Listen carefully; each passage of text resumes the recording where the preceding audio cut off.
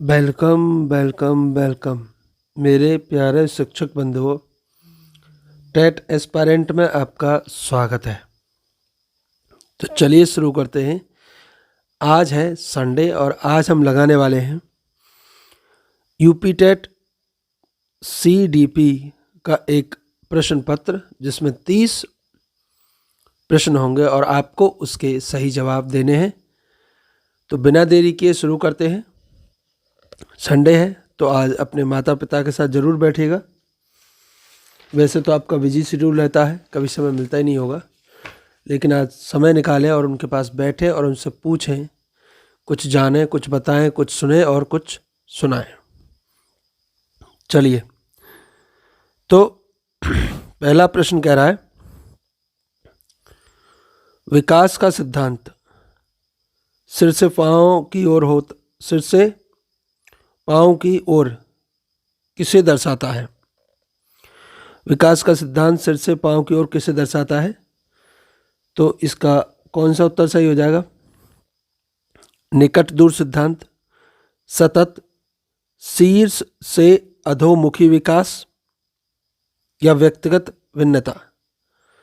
तो जो इसका सही उत्तर है, इसका सही उत्तर है सी वाला, यानी शीर्ष से अधोमुखी विकास।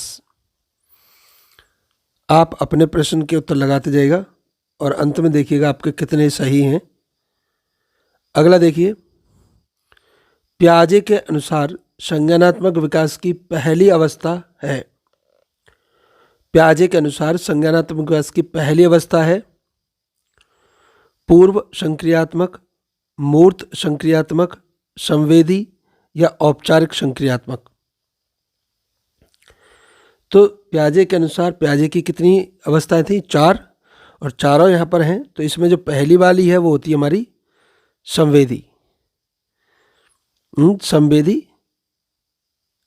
प्रेरक, ठीक, संवेदी कहते हैं। संवेदना यानी जो सेंसरी ऑर्गन, यानी जो हमारी इंद्रियों से जुड़ी हुई होती है, उसे संवेदी कहते हैं। जब बच्चा सबसे छोटा होता है तो उसके अंदर संवेदी प्रेरक होते हैं। तो पहली अवस्था ये हो जाएगी, ध्यान रखना है।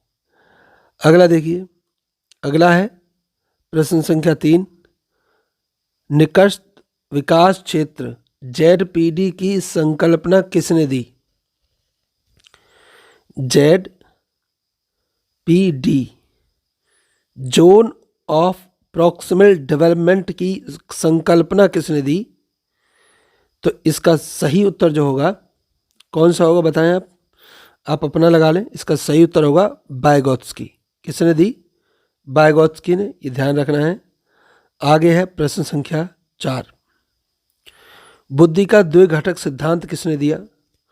बुद्धि का द्विघटक सिद्धांत, द्विघटक सिद्धांत मतलब एक जनरल यानी सामान्य बुद्धि होती है और एक सुपीरियर बुद्धि होती है, GS। किसने दिया? तो इसका सही उत्तर होगा आपका स्पीयरमैन। किसने दिया? स्पीयरमैन ने।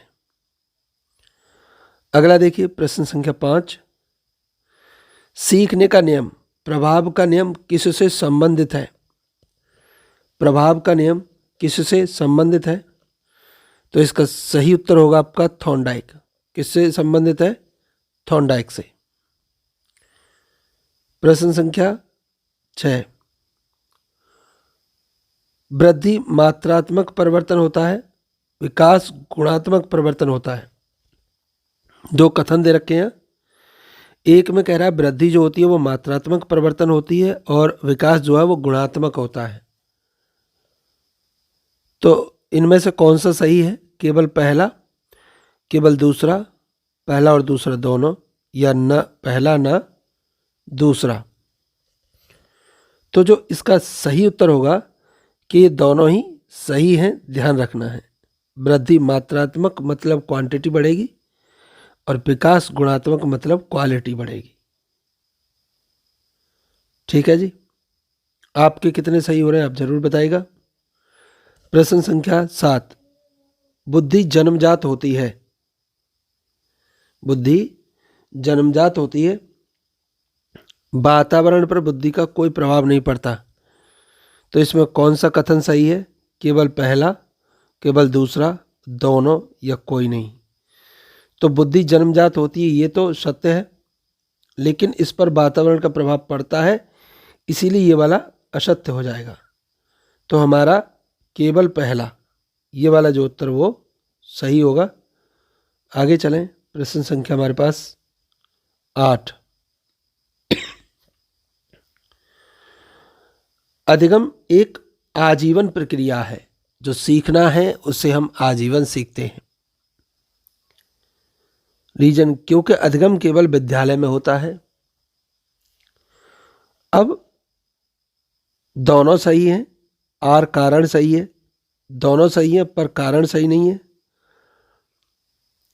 आर ए सही है, आर गलत है, ए गलत है, आर सही है। तो इसका जो सही उत्तर होगा, देखो अधिगम आजीवन प्रक्रिया है, सत्य है, लेकिन केवल विद्यालय में होता है, ये गलत है, क्योंकि अधिगम आपका औपचारिक और अनौपचारिक दोनों रूपों से होता है। तो ए सही है, आर गलत, यानी सी वाला उत्तर इसके एकदम सही हो जाएगा। अगला प्रश्न चलें, प्रश्न संख्या 9।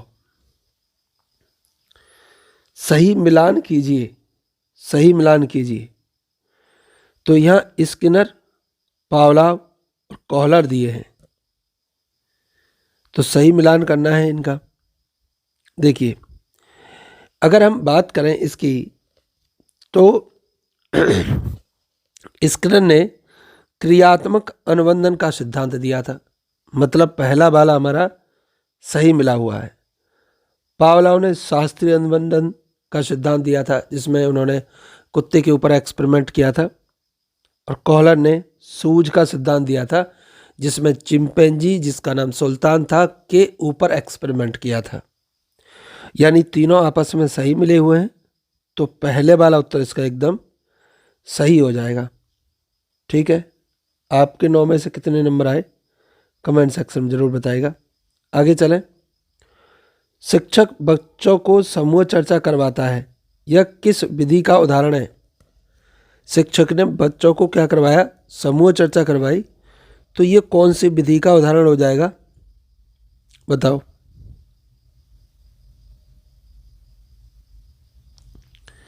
व्याख्यान विधि, चर्चा विधि, प्रयोगशाला विधि, रटने की विधि। तो सही उत्तर होगा इसका चर्चा विधि। सही उत्तर क्या होगा? चर्चा विधि होगा। आगे चलें, प्रश्न संख्या 11। बच्चा बार बार प्रयास करके समस्या हल करता है, यह किस सिद्धांत से संबंधित है? बार बार प्रयास करके, तो प्रयास एवं त्रुटि, प्रयास एवं त्रुटि। सूझ कॉलर ने दिया था, इनसाइट थ्योरी। अनुकरण दूसरों को देख के करता है, और अंतर्दृष्टि आंतरिकांतमा से, इनसाइट भी कहते इसे। चलिए, तो इसमें अचानक से बुद्धि में समझ आती है। प्रश्न संख्या 12। बहुबुद्धि सिद्धांत किसने दिया था? तो ये आपको याद होना चाहिए, बहुबुद्धि सिद्धांत हमने कई बार पढ़ा है। बहुबुद्धि सिद्धांत दिया था गार्डनर ने। किसने दिया? गार्डनर ने, याद रखना है। प्रश्न संख्या 13। ब्लूम के वर्गीकरण में उच्चतम स्तर कौन सा है? इन्होंने जो वर्गीकरण किया, संज्ञानात्मक वर्गीकरण, उसमें 6 लेयर बताए। अब 6 लेयर में सबसे उच्चतम, सबसे पहला ज्ञान होता है, ध्यान रखना है। लेकिन सबसे लास्टतम कौन सा है? यह है आपका सृजन। सृजन यानी क्रिएटिव। पहले अलग था, अभी बदल गया है।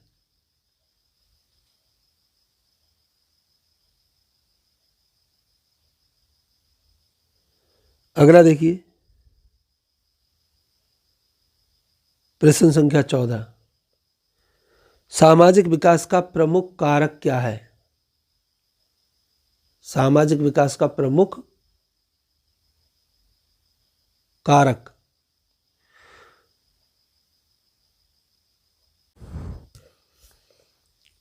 सामाजिक विकास का प्रमुख कारक क्या है? वंशानुक्रम, परिवार, ऊंचाई या वजन? तो इसका सही उत्तर हो जाएगा आपका परिवार। आगे देखिए, प्रश्न संख्या 15। प्रबलन का सिद्धांत किसने दिया? प्रबलन का सिद्धांत किसने दिया? स्किनर, पियाजे, फ्राइड या विने? तो इसका सही उत्तर होगा स्किनर। प्रबलन का सिद्धांत किसने दिया? स्किनर ने। प्रश्न संख्या 16, प्याजे की सही अवस्थाओं का सही क्रम है।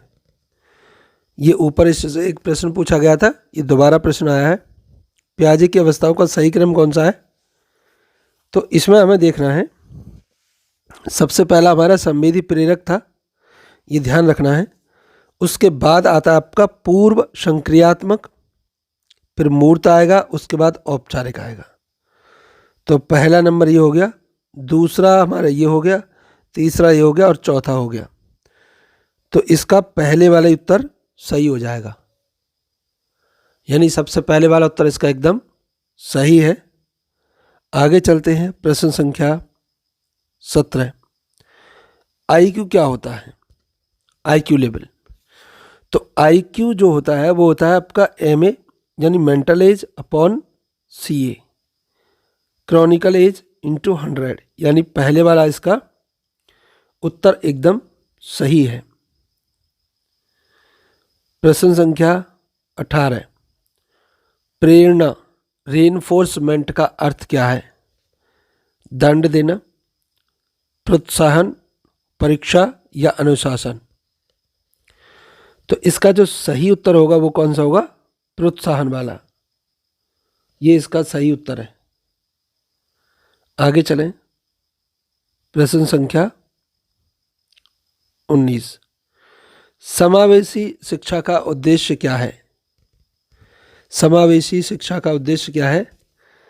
केवल प्रतिभाशाली बच्चों को पढ़ाना, सभी बच्चों को साथ में शिक्षा देना, केवल दिव्यांग बच्चों को पढ़ाना, अलग विद्यालय बनाना?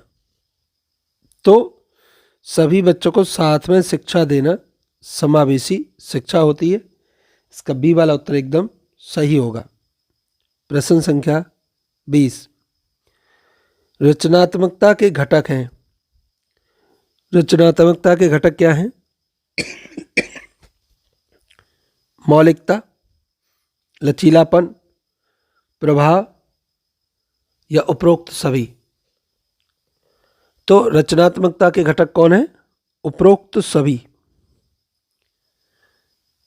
प्रश्न संख्या 21, प्रोजेक्ट विधि के प्रवर्तक।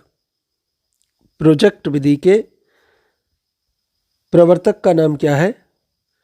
तो किलपैट्रिक ने प्रोजेक्ट विधि दी थी। अगला देखें, अगला है हमारे पास प्रश्न संख्या 22, मॉन्टेसरी पद्धति में मुख्य बल है। मॉन्टेसरी पद्धति में मुख्य बल है अनुशासन, स्वशिक्षण, दंड या परीक्षा? मॉन्टेसरी पद्धति में मुख्य बल जो होता है वो होता है हमारा स्वशिक्षण। स्वशिक्षण। आगे प्रश्न संख्या 23, माइक्रो टीचिंग का उद्देश्य। माइक्रो टीचिंग का उद्देश्य क्या होता है? तो ये माइक्रो टीचिंग का उद्देश्य होता है कौशल विकास, स्किल डेवलपमेंट, यानी जो कौशल है उनका विकास करना माइक्रो टीचिंग होता है। अगला है प्रश्न संख्या 24, सतत एवं व्यापक मूल्यांकन का उद्देश्य, CCE। सतत एवं व्यापक मूल्यांकन का उद्देश्य क्या है?